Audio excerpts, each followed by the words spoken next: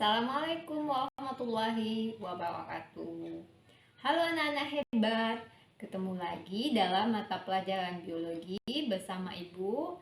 Hari ini kita akan belajar tentang jaringan hewan, khususnya tentang jaringan epitel.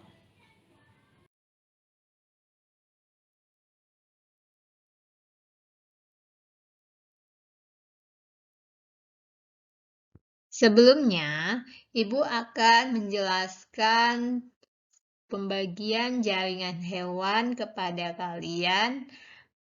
Jaringan hewan itu dibagi menjadi 4. Yang pertama adalah jaringan epitel yang akan kita pelajari pada hari ini.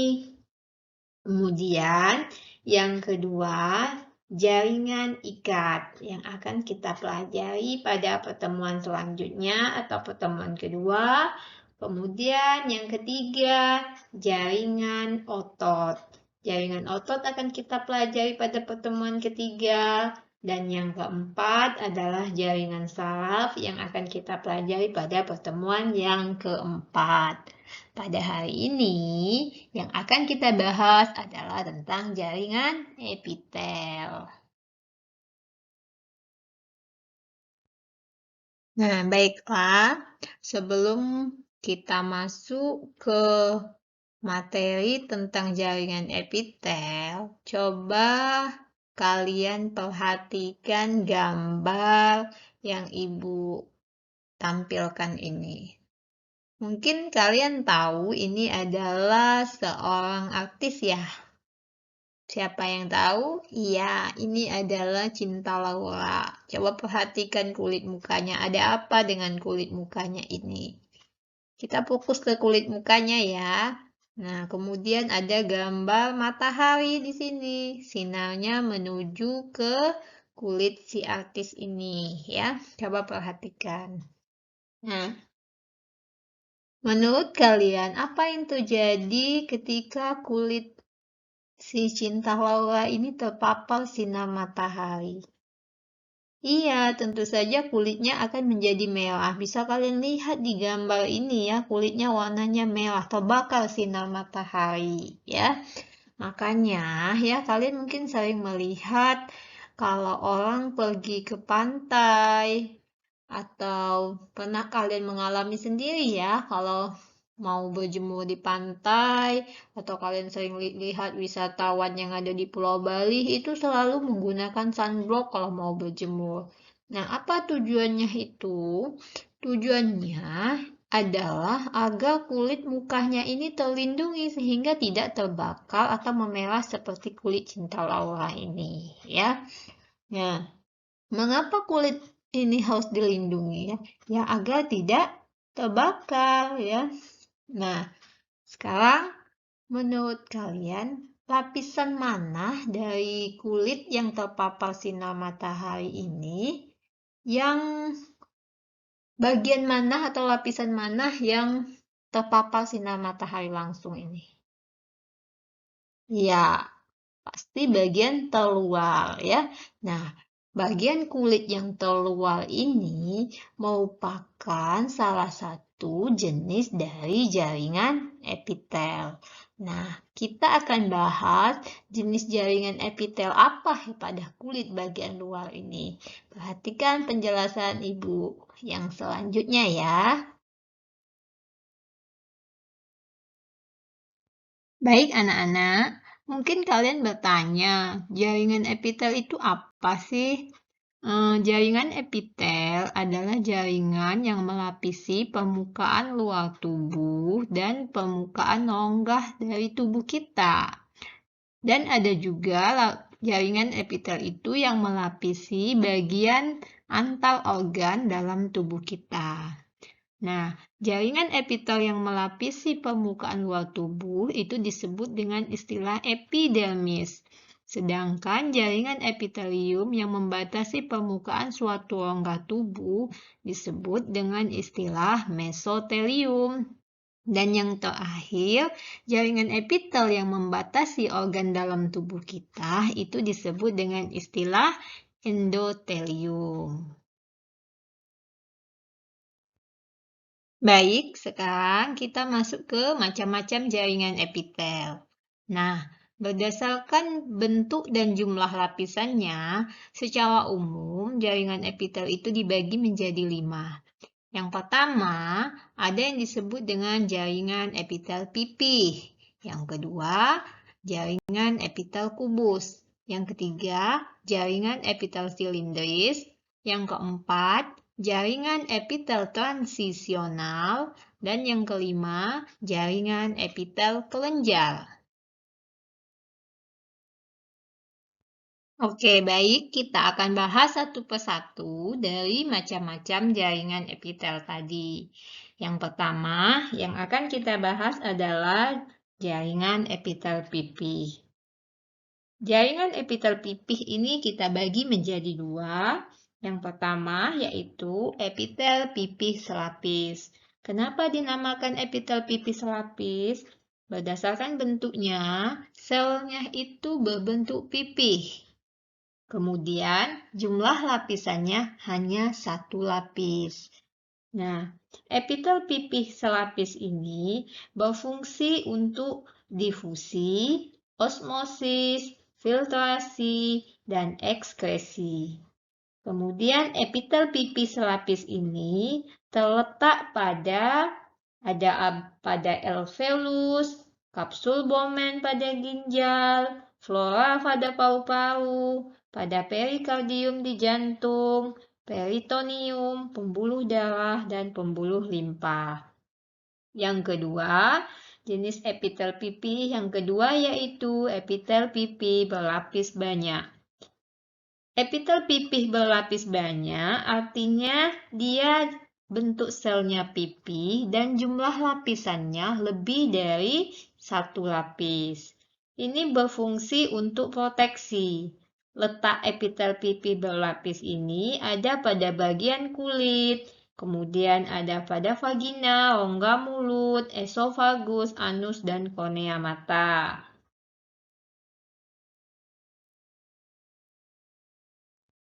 Selanjutnya, yang kedua jenis epitel kubus. Kenapa dinamakan epitel kubus? Karena bentuk selnya berbentuk kubus. Berbentuk kubus artinya perbandingan antara panjang, lebar, dan tingginya sama. Nah, epitel kubus ini juga dibagi menjadi dua. Yang pertama, ada yang disebut dengan epitel kubus selapis. Bisa kalian perhatikan pada gambar. Epitel kubus selapis itu sel-selnya berbentuk kubus dan hanya terdiri dari satu lapis, ya. Nah, kemudian epitel kubus selapis ini berfungsi untuk proteksi atau perlindungan, kemudian sekresi, ekskresi, dan bisa juga untuk absorpsi atau penyerapan. Epitel kubus selapis ini terletak pada tubulus proksimal, tubulus distal, ini ada pada bagian glomerulus ya, pada ginjal. Kemudian ada juga pada organ reproduksi, contohnya pada ovarium, dan ada juga pada kelenjar. Kemudian, epitel kubus yang kedua yaitu epitel kubus berlapis. Artinya, dia sel-selnya berbentuk kubus dan jumlahnya lebih dari satu lapis. Bisa kalian lihat pada gambar. Nah, berfungsi untuk proteksi, sekresi, ekskresi, dan absorpsi. Letaknya ada pada kelenjar keringat dan kelenjar minyak. Nah, selanjutnya yang ketiga jenis epitelnya adalah epitel silindris. Epitel silindris ini sesuai dengan namanya, bentuk selnya adalah silindris, artinya berbentuk seperti tabung atau silinder. Jenis epitel silindris ini dibagi menjadi tiga. Yang pertama, epitel silindris selapis. Yang kedua, epitel silindris berlapis.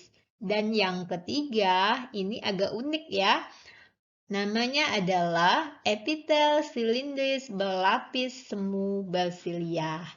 Baik, kita akan bahas satu persatu. Yang pertama adalah jenis epitel silindris selapis. Ini bisa kalian lihat di gambar. Bentuk sel epitel silindris selapis ini bentuk selnya silindris, kemudian dia hanya terdiri dari satu lapis ya. Nah, epitel silindris selapis ini berfungsi untuk sekresi, kemudian absorpsi. Letaknya ada pada bagian uterus atau rahim, kemudian ada juga pada vas deferens, organ reproduksi laki-laki, dan ada juga pada bronkus atau cabang tenggorokan.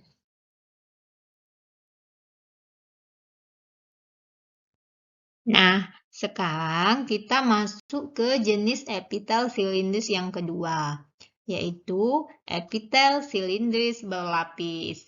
Coba kalian perhatikan gambarnya. Ini bentuknya sama dengan yang pertama tadi, berbentuk seperti silinder atau tabung.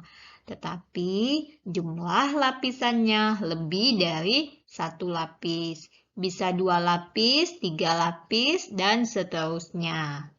Nah, jaringan epitel silindris berlapis ini berfungsi untuk proteksi atau perlindungan dan untuk sekresi atau mengeluarkan zat yang masih digunakan oleh tubuh kita. Letak jaringan epitel silindris berlapis ini ada pada uretra, ya, pada saluran ekskresi, kemudian ada pada laring, saluran pernapasan, faring juga saluran pernapasan, dan juga ada pada bagian kelenjar ludah.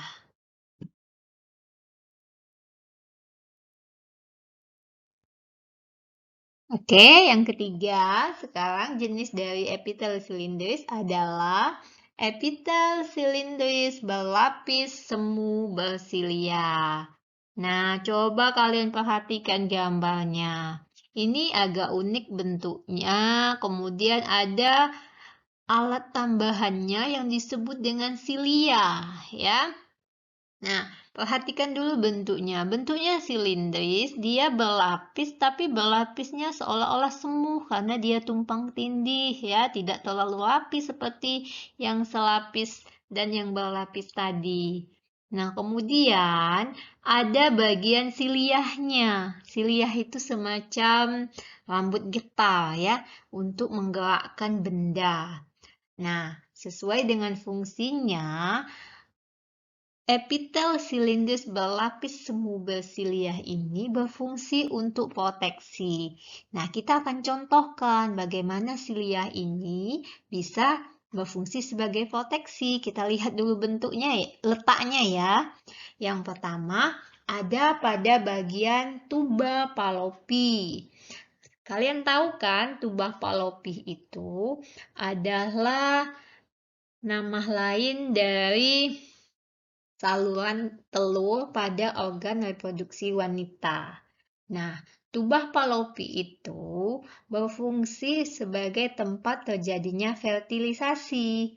Jadi, ceritanya karena pada bagian tuba Fallopi ini terdapat jenis jaringan epitel silindris berlapis semu bersilia yang punya silia. Jadi ketika sel telur itu dihasilkan dari ovarium, siliahnya itu akan menggerakkan sel telur pada bagian saluran telur atau tuba Fallopi tadi, sehingga sel telur bisa bergerak di saluran telur. Ya, nah, jadi fungsinya untuk menggerakkan benda berupa sel telur siliahnya itu. Kemudian kita lihat yang letaknya pada bagian lain, misalnya pada saluran pernapasan, pada rongga hidung. Nah, ini kata ibu tadi, dia berfungsi untuk proteksi. Jadi, epitel silindris berlapis semu bersiliah yang ada pada rongga hidung atau ada juga di bagian tenggorokan ya, pernapasan, saluran pernapasan. Itu siliahnya ketika ada benda asing masuk di rongga hidung atau di tenggorokan, maka siliahnya itu akan menggetarkan benda asing, misalnya debu tersebut, sehingga kita menjadi bersin ya. Dan akhirnya debu atau benda asing tersebut bisa dikeluarkan oleh siliah itu tadi ya. Dia akan keluar bersamaan dengan kita bersin. Nah, jadi dia bisa berfungsi untuk perlindungan bagi tubuh kita atau yang disebut dengan istilah proteksi. Oke, baik. Tetap semangat ya anak-anak. Sekarang kita masuk yang keempat, jenis epitel transisional. Sesuai dengan namanya, transisi, artinya bentuk peralihan transisi itu ya. Nah, epitel transisional ini hanya satu macam ya. Coba kalian perhatikan pada gambar, bentuknya itu ada yang berbentuk seperti kubus, ada yang berbentuk seperti silindris, dan bisa juga berbentuk seperti epitel pipih ya. Nah, sekarang kita lihat fungsinya. Fungsi epitel transisional ini adalah untuk menahan regangan dan tekanan. Dan epitel transisional ini terletak pada organ ekskresi, yaitu tepatnya pada bagian ureter, kemudian vesika urinaria atau kantong kemih, kemudian pelvis renalis, dan uretra. Nah, kita akan ceritakan bagaimana jaringan epitel transisional ini bisa menahan regangan dan tekanan. Baik, coba kalian simak baik-baik ya. Nah, Ibu akan contohkan pada organ vesika urinaria atau kantong kemih. Nah, ketika vesika urinaria kita atau kantong kemih kita terisi penuh oleh air kencing atau air seni, maka air kencing tersebut akan menekan bagian jaringan epitel transisional. Akibat tekanan dari air tersebut atau air kencing tersebut, maka bentuk epitel transisionalnya akan memipih ya. Nah, itulah dia disebut bentuk transisional atau peralihan. Nah, kemudian setelah vesika urinaria kosong atau dikeluarkan air kencing atau air seninya, maka bentuknya akan kembali ke bentuk semula. Jika bentuk semulanya adalah kubus, maka dia akan kembali ke bentuk kubus. Kemudian jika tadi bentuknya silindris, maka dia akan kembali ke bentuk silindris. Jadi dia seperti karet gitu ya, bisa elastis kembali ke bentuk semula atau disebut dengan istilah transisional ya. Itulah makanya dinamakan jaringan epitel transisional. Dan jaringan epitel transisional ini terletak pada organ ekskresi kita, mulai dari pelvis renalis ya pada bagian ginjal, kemudian turun ke ureter, masuk ke vesika urinaria, dan nanti sampai ke bagian uretra atau pengeluaran akhirnya. Oke, baik. Sekarang kita masuk epitel yang terakhir, yaitu epitel kelenjar. Nah, epitel kelenjar ini bentuknya seperti kelenjar, ya. Makanya dinamakan epitel kelenjar. Epitel kelenjar ini dibagi menjadi dua jenis atau dua macam. Yang pertama, epitel kelenjar eksokrin. Yang kedua, epitel kelenjar endokrin. Mengapa dinamakan kelenjar eksokrin? Ya, Ibu akan jelaskan. Dinamakan kelenjar eksokrin, eks itu artinya luar ya. Jadi, epitel kelenjar eksokrin ini mengeluarkan sekretnya. Dia punya saluran yang langsung berhubungan dengan permukaan luar tubuh kita ya. Jadi sekretnya bisa langsung keluar. Nah, makanya dia berfungsinya untuk sekresi dan bisa kita temui pada bagian pankreas. Kemudian ada pada kelenjar ludah atau kelenjar saliva mensekresikan ludah ya. Ada pada kelenjar lambung mensekresikan macam-macam enzim ya. Di pankreas tadi juga mensekresikan macam-macam enzim. Kemudian ada juga pada bagian kelenjar keringat ya, tentu saja untuk mensekresikan keringat ya. Nah, baik, kita lanjut ke epitel kelenjar yang kedua, yaitu epitel kelenjar endokrin. Sesuai dengan namanya, endo itu artinya dalam ya. Nah, kelenjar epitel endokrin ini dia disebut juga dengan istilah kelenjar buntu. Mengapa dia dinamakan kelenjar buntu? Karena epitel kelenjar endokrin ini tidak mempunyai saluran yang bisa mengeluarkan sekret langsung ke permukaan tubuh seperti pada eksokrin tadi, ya. Jadi, sekretnya dikeluarkan lewat pembuluh darah dan pembuluh limpa. Nah, sekretnya itu berupa hormon ya. Epitel kelenjar endokrin ini terletak pada tiroid, kemudian ada pada hipofisis, paratiroid, dan kelenjar timus yang masing-masing mensekresikan hormon sesuai dengan jenis kelenjarnya.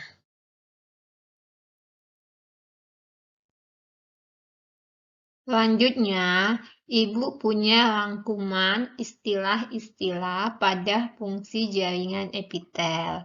Rangkuman ini untuk memudahkan kalian dalam memahami kata-kata tentang fungsi jaringan epitel, sehingga kalian mengerti apa yang Ibu maksudkan.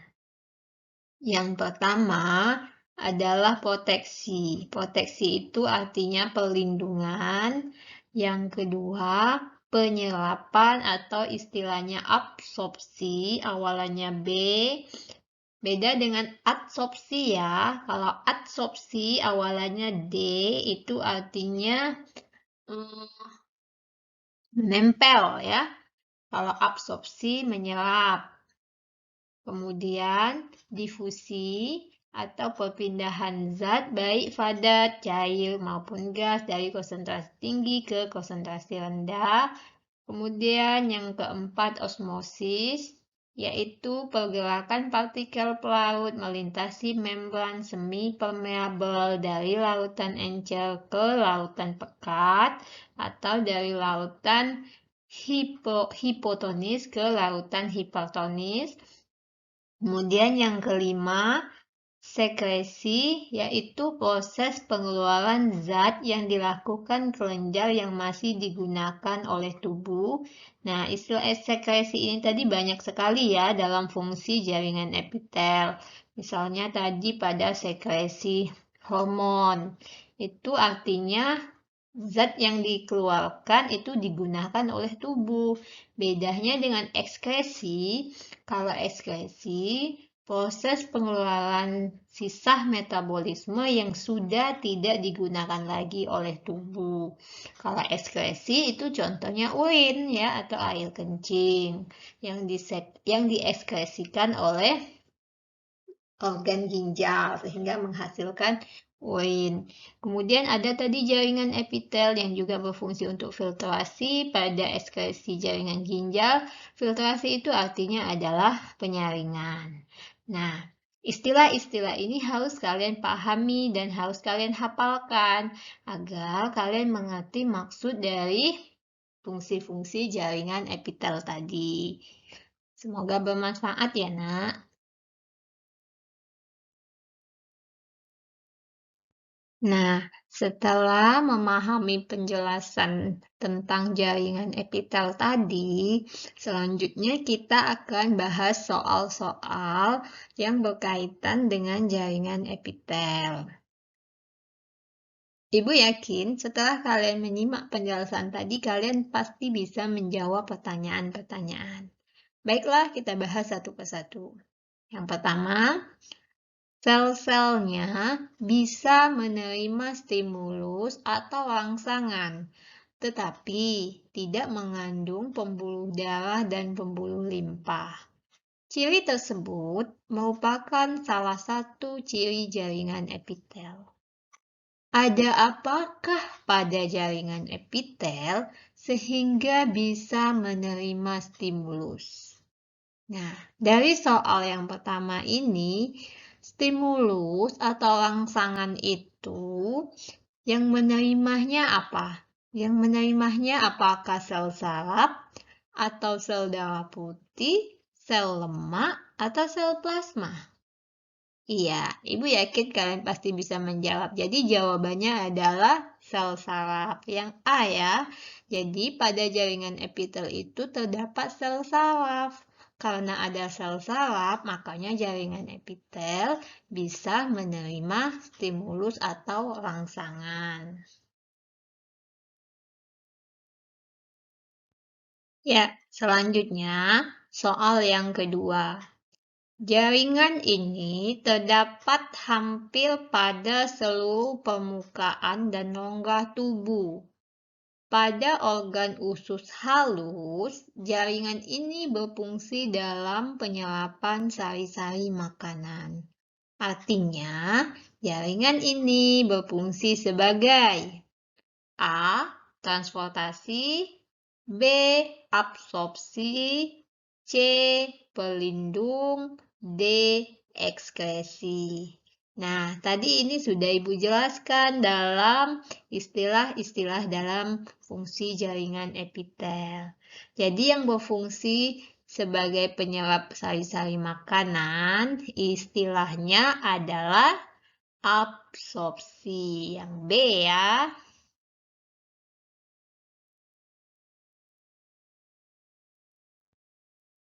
Lanjut, soal yang ketiga.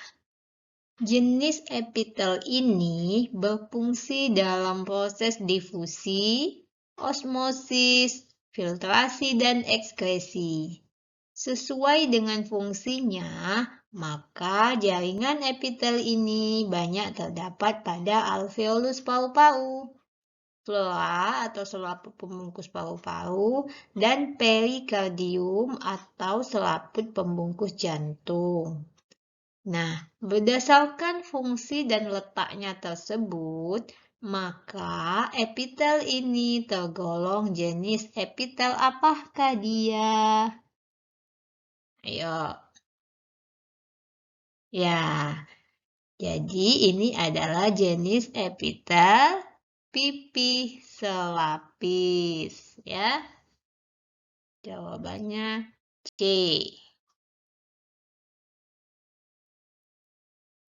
Oke, baik. Soal yang keempat. Coba kalian perhatikan gambar. Itu adalah gambar epitel kubus selapis. Nah, berdasarkan bentuknya, jenis epitel di atas terdapat pada organ apa? A. Kelenjar keringat, B. Kelenjar minyak, C. Pembuluh darah, D. Lensa mata. Jawabannya apa? Epitel kubus selapis itu terdapat pada lensa mata. Iya, benar ya.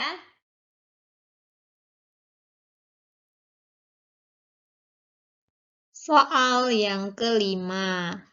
Pada jenis epitel ini terdapat silia yang berfungsi menggerakkan partikel yang berada di atasnya. Epitel ini berfungsi untuk proteksi atau perlindungan. Misalnya, pada saluran pernapasan rongga hidung, ketika ada benda asing masuk, maka responnya adalah kita akan bersin. Manakah jenis epitel yang tepat untuk fungsi di atas? A. Epitel silindris selapis. B. Epitel silindris bersilia. C. Epitel silindris berlapis. D. Epitel kubus berlapis. Ini sudah kita bahas tadi di penjelasan tentang jenis jaringan epitel silindris. Jadi jawaban yang paling tepat adalah epitel silindris bersilia. B ya.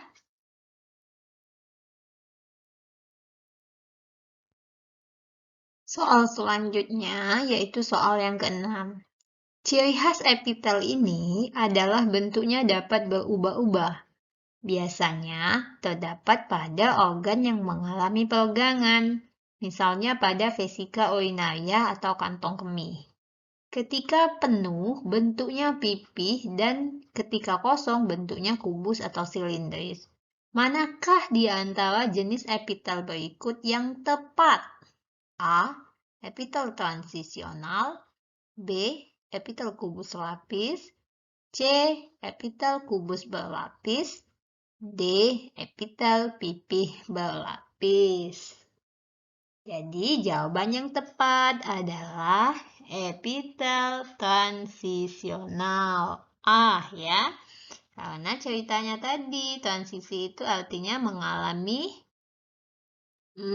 peralihan bentuknya, ya.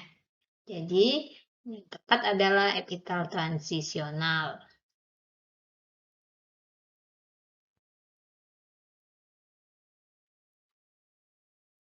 Soal terakhir, soal jaringan epitel, yaitu soal nomor 7.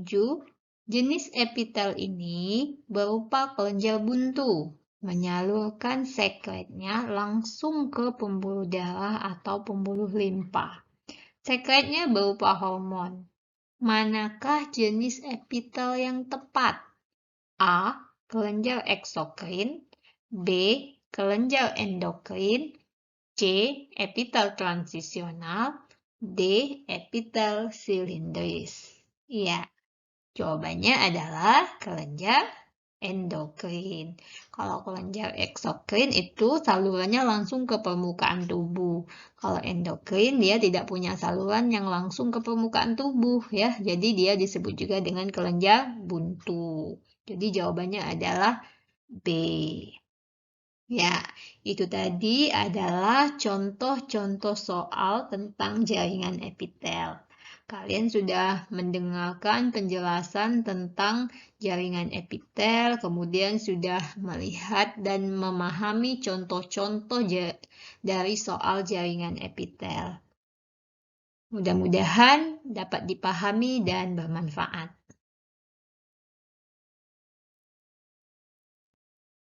Nah, itu tadi penjelasan tentang jaringan epitel pada jaringan hewan. Semoga bisa dipahami dan bermanfaat ya. Sampai ketemu di pembelajaran yang selanjutnya masih dengan jaringan hewan yang kedua yaitu tentang jaringan ikat. Tetap semangat, biologi itu menarik. Assalamualaikum warahmatullahi wabarakatuh.